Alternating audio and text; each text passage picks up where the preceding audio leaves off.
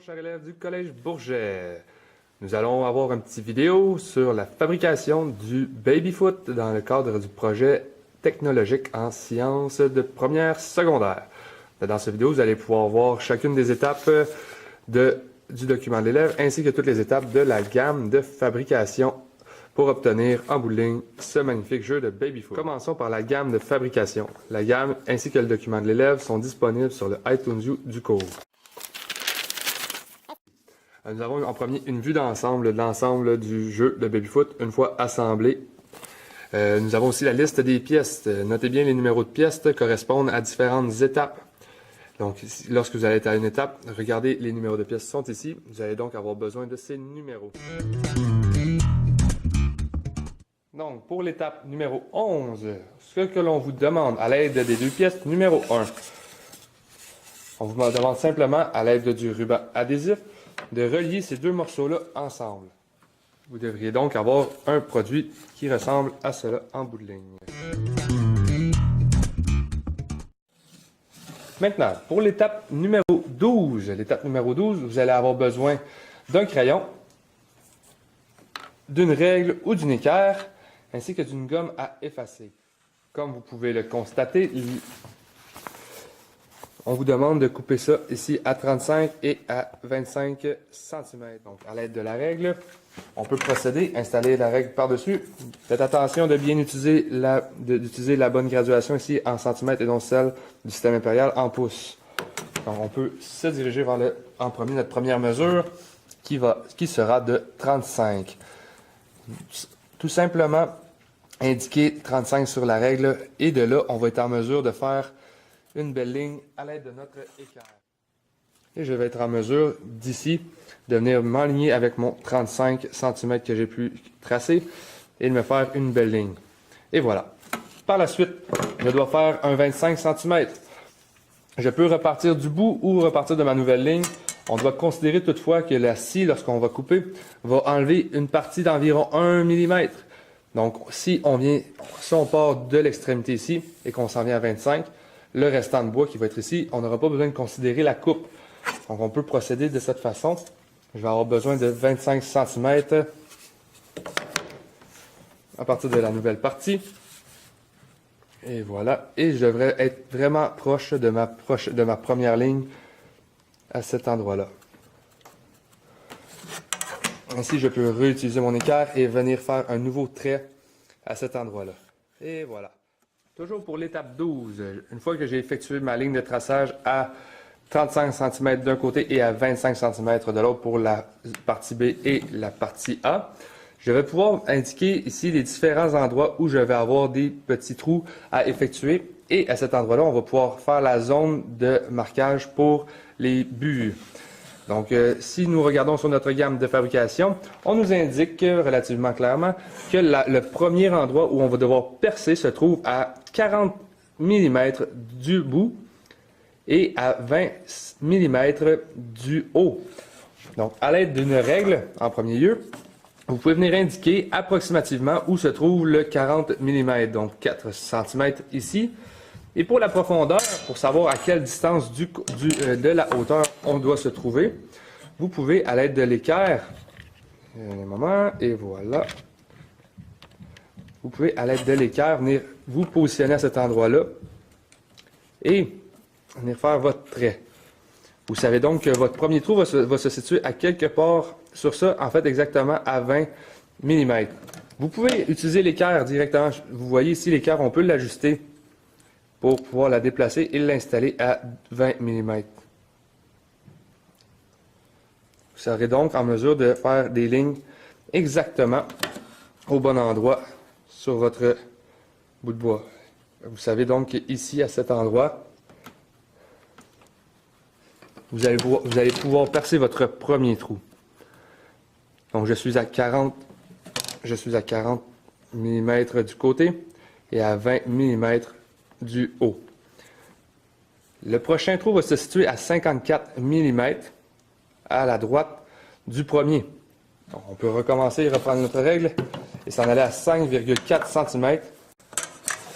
Les règles parfois sont pas trop claires, vous pouvez en prendre une autre règle si vous voulez bien. et vous dirigez à 5,4 cm ou à 54 mm plus loin.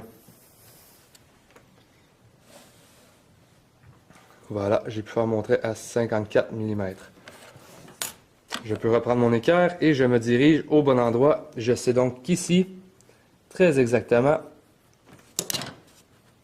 je fais une petite croix pour indiquer. Ça va être le lieu de mon deuxième trou. J'ai donc créé une distance de 54 mm de ici à là. Et voilà, par rapport au premier trou. Je vais continuer à faire mes 4, 5, 6 autres trous, mes 5 autres marques pour pouvoir éventuellement me rendre jusqu'à la fin. Et voilà, donc mes 6 marques pour percer mes trous sont effectuées. Maintenant, pour la partie B. Pour la partie B, nous allons devoir trouver le centre. Trouver le centre, on sait que ça exactement, c'est 25 cm. Donc, on est en mesure d'aller trouver le centre. De là, nous allons devoir tracer la zone des buts que nous allons devoir enlever pour pouvoir justement creuser un but. Donc, la hauteur de celui-ci sera de 30 mm par 75 mm. Donc, première étape, nous devons aller identifier le centre pour pouvoir nous positionner de chaque côté et construire notre zone à enlever. Une fois que le centre de ma pièce B est trouvé, sachant que ça a 25 cm total, nous devrions donc être à 12,5 cm, nous pouvons nous situer de part et d'autre pour effectuer la zone à démarquer. Nous savons que nous devons avoir 75 mm de largeur, donc la moitié d'un côté et l'autre moitié de l'autre, et puis 30 cm de hauteur. Pour la hauteur, nous pouvons tout de suite la délimiter, mais je vous conseillerais d'aller trouver la moitié, la largeur totale qui doit avoir 75 mm. Une fois que j'ai été en mesure de tracer un côté, j'ai pu mesurer mon 75 mm au complet à une hauteur de 30 mm. Nous savons donc que toute cette zone-ci sera à enlever pour pouvoir avoir un but. Pour l'étape numéro 13, nous allons avoir besoin, une fois que toutes nos marques vont être tracées, d'une boîte à onglets ainsi que d'une scie à dos. Ici, c'est bien important de faire attention puisqu'il y a un côté qui est plus long que l'autre. Okay? Lorsqu'il y a la serre en scie qui tient, si vous vous installez ici, probablement que vous voyez, l'appui n'est pas parfait. Vous devez donc vous assurer d'être à plat, quitte à changer le côté pour la coupe. Toujours important lorsqu'on utilise la scie à dos et la boîte à onglets, tenez votre main gauche fermement en place pour que le morceau soit bien appuyé sur la boîte à onglets. Sachant que j'ai deux coupes à effectuer. La première coupe pour ma partie B, je m'installe sur ma première ligne que j'avais préalablement tracée. Et j'y vais. Pas besoin de peser fort, simplement de garder un rythme qui est continu et la scie va faire le travail tout seul.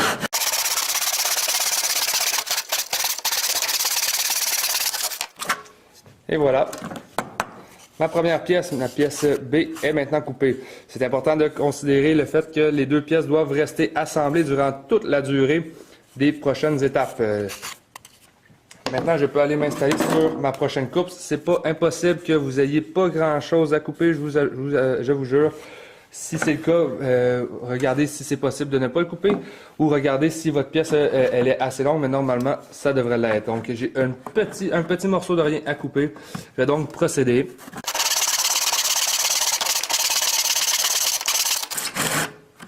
Et voilà. Mes deux morceaux, ma pièce A ainsi que ma pièce B, sont maintenant coupés. Je vous conseille d'identifier vos 4 pièces. Des beaux morceaux comme ça, on doit savoir que c'est bien à vous. Pour l'étape 14, je vous rappelle, vous devez tout simplement écrire votre nom sur les pièces pour être capable de les repérer. Donc, vous pouvez l'écrire soit sur une extrémité. Nous allons finir, éventuellement, on ne les verra plus, mais tout de même, pour l'instant, ça va suffire. Donc, vous pouvez tout simplement venir écrire vos noms, prénoms ou noms de collègues sur le côté.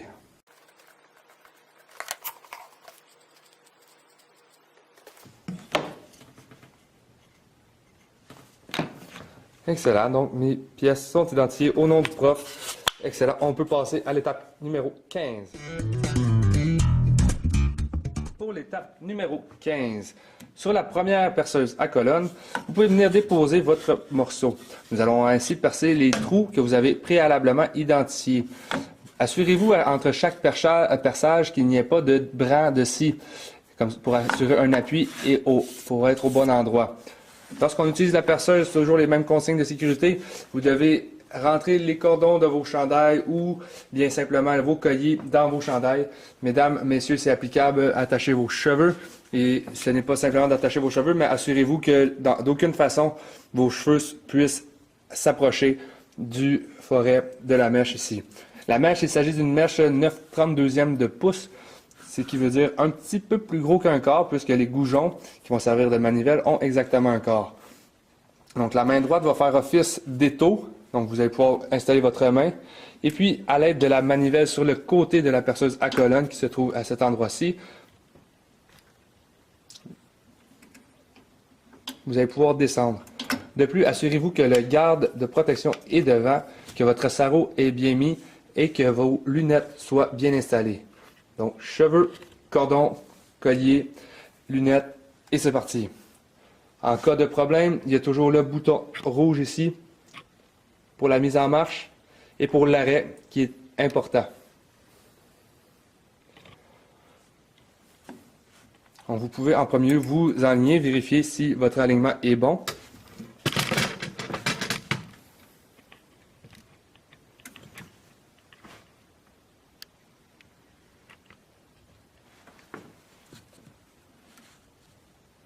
Et voilà, je devrais être bien à cet endroit-là. Je peux donc démarrer la perceuse à colonne.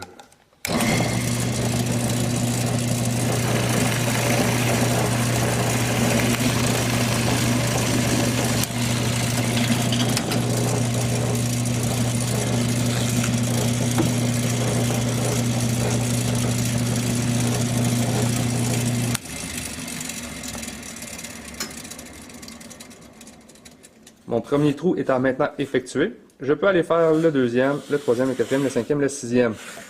Assurez-vous toujours que l'espace à l'arrière soit bien propre, soit en soufflant ou en passant un petit coup de balai. Le balai, il se trouve accroché à la droite. Dans chaque perçage, vous pouvez arrêter la perceuse et recommencer pour le prochain.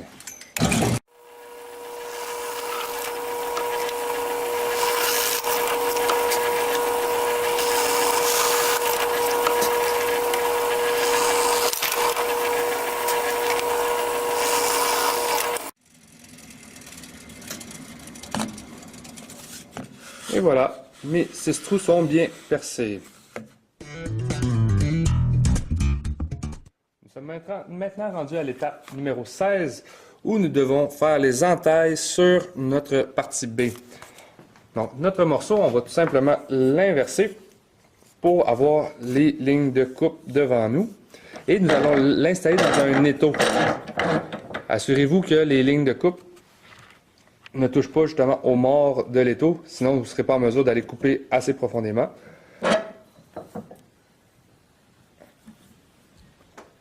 Voilà, sans serrer trop fort, on peut s'assurer que lorsqu'on va couper, ça ne bougera pas.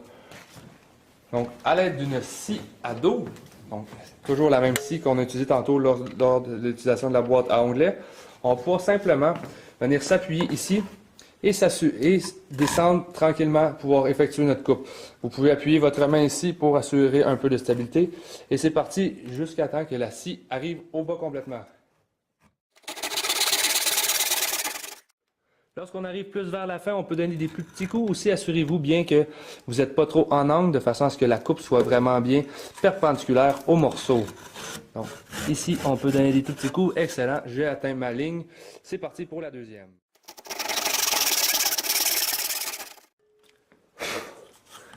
Et ça semble bien. C'est donc tout pour l'étape 16. Pour l'étape 17, nous devons séparer les deux pièces B. Donc, à partir de ce moment, nous allons pouvoir enlever les différents rubans adhésifs.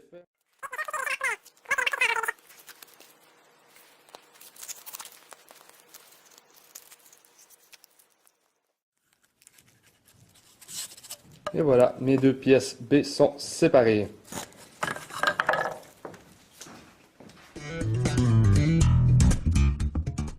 l'étape numéro 18, vous devez maintenant enlever la partie hachurée. Étant donné qu'on a seulement utilisé on a seulement fait deux trétis, alors qu'il nous en aurait fallu un troisième, les outils que nous avons ne nous permettent pas de faire ce trétis-là. D'ailleurs, peu le font. Donc, ce que nous allons faire, nous allons venir installer l'étau à la limite de nos deux trétis. Et nous allons simplement utiliser le marteau. Vous connaissez bien le marteau. Et on va venir casser la partie que nous ne voulons plus finalement. Et voilà, nous avons maintenant un espace.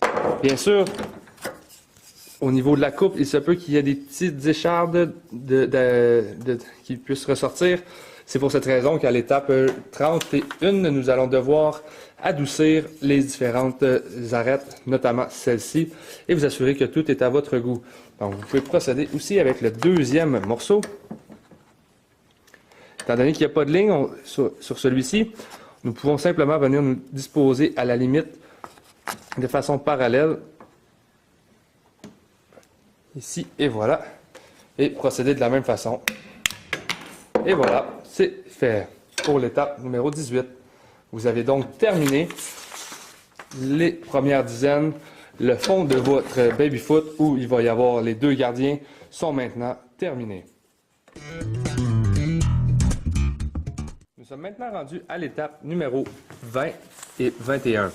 Pour les étapes de toutes les vingtaines, nous allons avoir besoin du morceau numéro 2.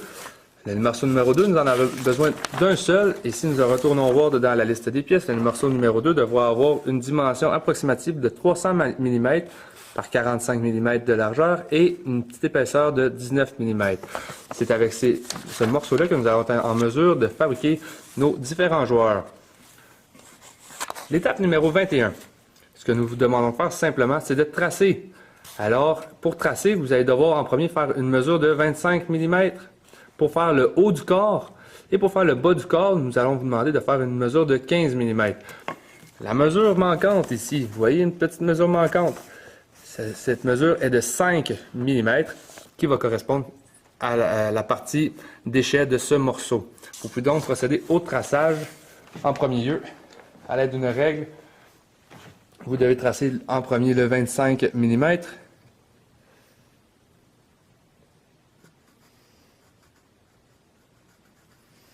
Ici, on va aller chercher notre petit 5 mm qui va faire office de déchet. Et on va aller tracer notre 15 mm un peu plus loin.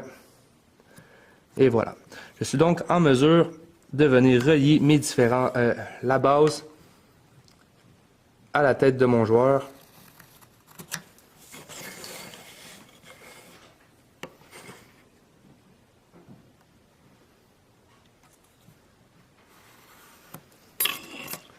Et voilà, j'ai mon premier joueur de tracé.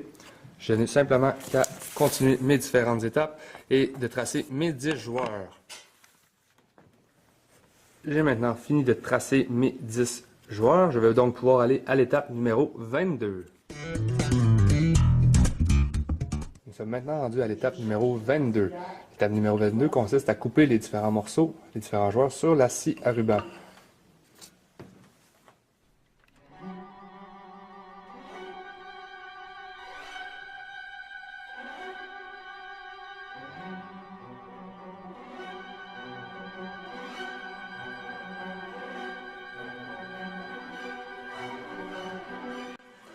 Une fois 5 morceaux sur 10 de coupés, vous pouvez maintenant partir avec vos 5 joueurs, vos 5 bonhommes, ce sont les vôtres, et laisser les 5 autres coupes à votre collègue.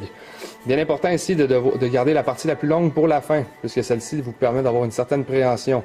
À l'inverse, si on avait coupé la plus grosse partie à la fin, on n'aura plus de préhension pour pouvoir effectuer la dernière coupe, ou du moins celle-ci s'avérera dangereuse. Donc toujours garder la plus longue coupe pour la fin. Et voilà, vous avez maintenant vos 10 joueurs prêts à l'action. Toutefois, pour la prochaine étape, nous allons devoir venir faire une petite marque pour savoir où percer. Pour l'étape numéro 23, vous allez devoir faire les mesures de traçage sur chacun des côtés de vos joueurs. Donc, vous devez faire des mesures sur chacun des côtés en utilisant l'équerre, une règle et votre crayon. Première des choses, chacun des joueurs ont une épaisseur d'environ 19 mm. Vous devez donc venir trouver le milieu à une distance de 1,5 cm ou bien 15 mm. Donc, à l'aide de l'équerre et de votre règle, vous devez venir trouver le milieu qui est environ à 9,5, 8,5, 9,5 mm et à une distance de 1,5 cm.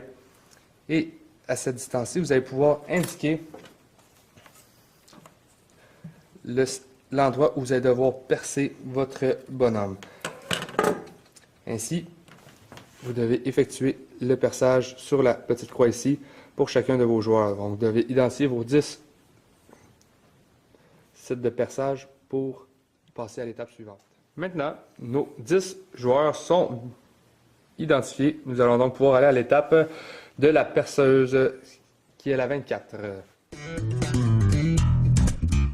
Nous sommes maintenant rendus à l'étape numéro 24 qui consiste à percer les trous dans le côté de chacun de nos bonhommes. Vous pouvez donc vous installer à même le gabarit et puis normalement vous devriez être aligné à peu près sur les lieux de perçage. Toujours bien important de garder vos doigts à l'extérieur du champ de la perceuse. Le trou que nous allons percer, c'est un trou un quart de pouce, puisque les goujons qui vont servir de manivelle ont aussi un quart de pouce. Donc pour avoir pour que les deux pièces puissent se serrer une sur l'autre, ils sont de la même dimension. Et c'est parti!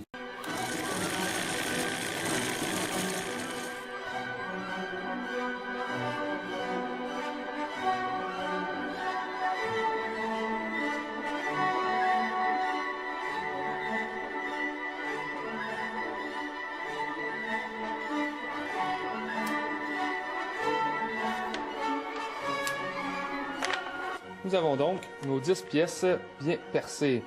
C'est important de nettoyer la perceuse à colonne à la suite de tout ça à l'aide du fameux balai. Donc, n'oubliez jamais de bien nettoyer la perceuse à la fin.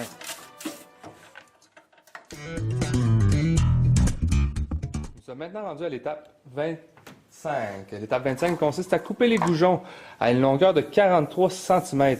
Vous pouvez donc mesurer à l'aide d'une règle relativement longue une mesure de 43 cm et ensuite, à l'aide de la boîte à onglets et de la scie à dos, vous allez pouvoir venir couper. Une fois mes goujons bien identifiés à 43 cm, je vais pouvoir venir par la suite les couper directement sur la boîte à onglets.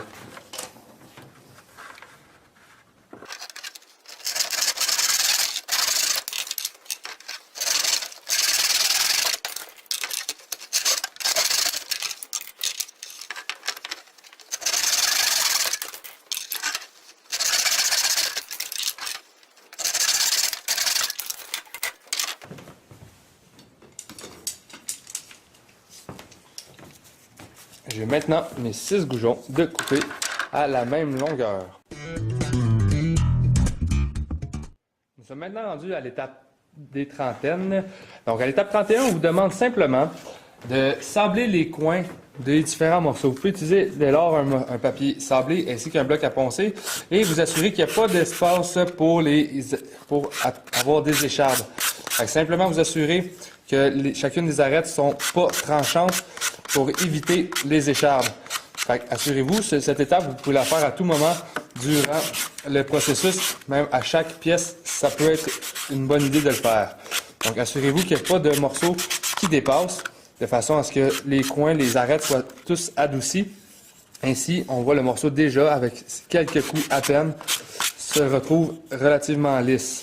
Assurez-vous aussi de pouvoir tout mettre propre et vous pouvez ensuite aller chercher le plancher. Le plancher va servir finalement comme base de jeu. Pour les étapes 32 et 33, on vous demande simplement de faire office d'un peu d'imagination dans le milieu humain pour pouvoir, donc les contraintes du cahier des charges relatives à tout ce qui est esthétique, vous pouvez faire ce que vous voulez finalement. Vous préférez avoir un beau pâturage au lieu d'avoir un stade, c'est libre à vous. Vous voulez avoir une autoroute au lieu d'un stade, c'est libre à vous. Vous voulez dessiner des estrades, les estrades du collège. Vous pouvez mettre des paysages comme vous voulez. De plus, vous devez aussi, à l'étape 32, faire vos joueurs. Vos joueurs, vous comprendrez, présentement, on a de simples bouts de bois. Si on avait un joueur, par exemple Messi ou Neymar, ou bien le feu et l'eau, ou bien même Bob l'éponge contre Bart Simpson, vous avez une latitude relativement large concernant ça. Donc, essayez d'être thématique. Faites office d'imagination pour les étapes 32 et 33. C'est libre à vous. Maintenant rendu à l'étape 41, les étapes 30 sont maintenant terminées. J'ai pu peinturer chacune de mes surfaces et chacun de mes bonhommes. Maintenant, à l'étape 41, ce qu'on vous demande, c'est simplement à l'aide d'un marteau et de clous de finition 25 mm ou 1 pouce, de venir planter 2 clous à chaque extrémité de façon à ce que nous allons pouvoir les clouer. Vous comprenez que si les clous partent et ils sont croches, ils vont ressortir croches de l'autre côté. Donc c'est bien important de partir et d'être perpendiculaire. Vous pouvez faire des traces à environ 1 cm du côté et puis placer simplement vos clous pour commencer. Vous allez avoir besoin de 8 clous pour cette étape.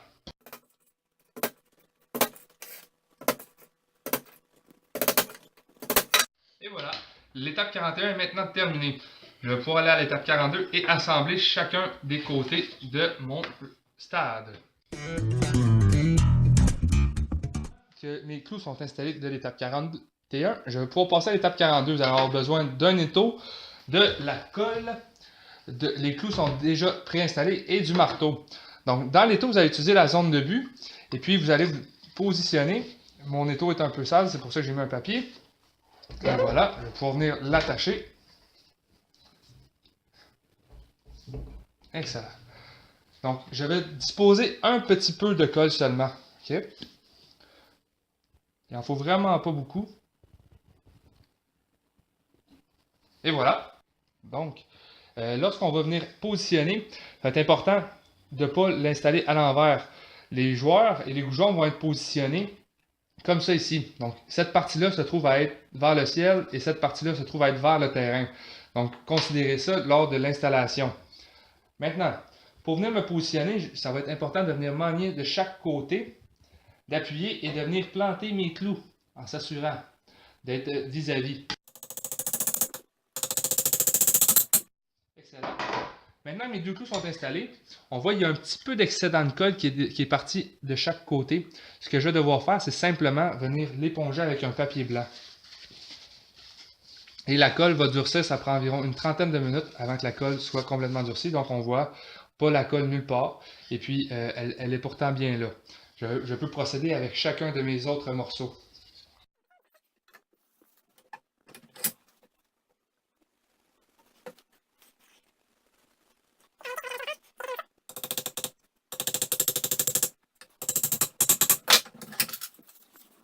Pour le dernier morceau, vous n'avez pas nécessairement besoin de l'étau. Vous allez pouvoir vous installer à côté et puis venir poser de la colle sur chacune des parties des extrémités.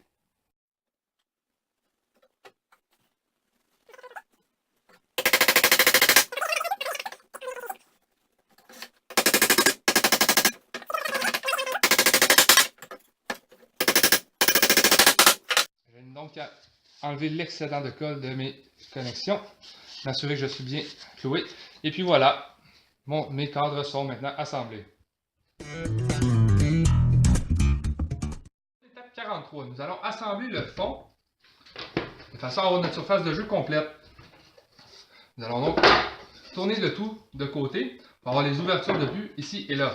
Donc pour installer ça, ce que je vous conseille de faire, c'est d'installer un clou en premier sur les premières extrémités et après ça, puisque il se peut que votre surface de jeu ne soit pas parfaitement perpendiculaire, vous allez pouvoir le pousser un petit peu et installer votre clou. Donc, allons-y.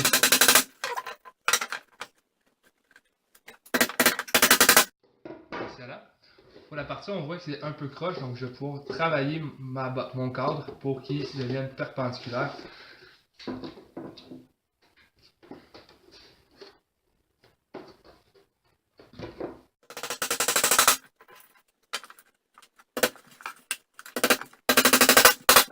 Excellent, j'ai 4 clous d'installer.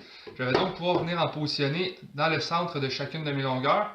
Et aussi, je vais pouvoir en mettre un de chaque côté de mes zones de but.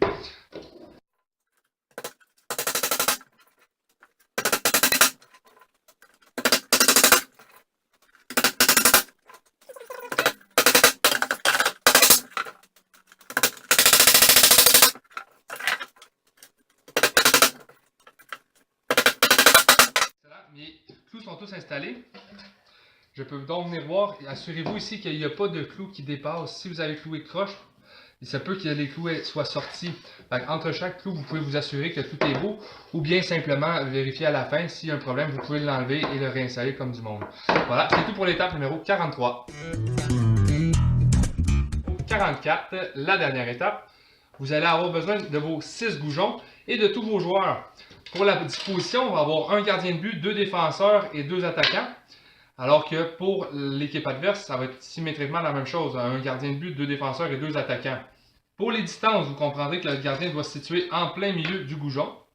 De façon à ce que lorsque vous allez d'un bout à l'autre, le goujon ne tombe pas. Et puis pour ceux-ci, placez-les de façon à ce que vous soyez capable de ratisser tout le terrain. Si vous les placez comme ça, vous serez, en bougeant la manivelle, la manette de jeu, vous ne serez pas capable de couvrir tout le terrain. Donc, c'est libre à vous de positionner vos joueurs comme vous le voulez sur chacun des goujons. Donc, on va commencer avec le premier, simplement entrer le goujon ici.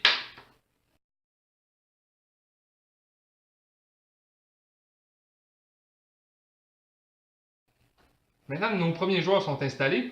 Ce qui est important ici, c'est de s'assurer d'avoir un contrôle et que lorsque je vais à l'extrémité ici complètement, cette partie-là ne tombe pas.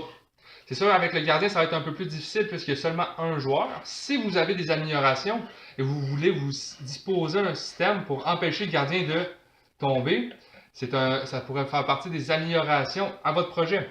Donc ici, je ne peux pas tomber, mes défenseurs ne sont pas en mesure et je suis capable de couvrir pratiquement tout le terrain. Même chose pour les attaquants, je les ai positionnés exactement au même endroit. Ils peuvent ratisser tout le terrain et fonctionner. Si vous les positionnez, vous allez pouvoir venir déposer une petite goutte de colle de façon à ce que ceux-ci ne bougent plus. Donc, vous assurez que tout est beau. Et puis, si mon joueur, je veux qu'il reste là de façon permanente, je vais venir indiquer à quel endroit il se positionne. Je vais légèrement le tasser. Et puis, je vais venir installer une petite goutte de colle à l'endroit que je souhaite. Ainsi, mon personnage, je vais pouvoir le bon bonhomme, mon joueur, je vais pouvoir le déplacer sur la goutte de colle, faire tourner un peu mon goujon, et puis réaligner ma ligne que j'ai préalablement tracée. Et de là, je ne touche plus à mon joueur pour au moins 30 minutes. Donc, je peux répéter l'étape ici avec mon joueur. L'excédent de colle, je peux utiliser un papier pour simplement venir enlever l'excédent de colle. Merveilleux. Et puis, un aspect important, vous devez vous assurer que vos deux joueurs soient parallèles. S'il y en a un qui est croche et l'autre qui est vertical, assurément, il y a un pointage associé à l'assemblage qui va porter là-dessus. Donc, vous assurez que vos deux joueurs soient parallèles un à l'autre. Et puis, vous ne leur touchez plus pendant au moins un bon 30 minutes. Donc, vous pouvez procéder avec chacun de vos joueurs. Et voilà, votre jeu de Bigfoot est terminé.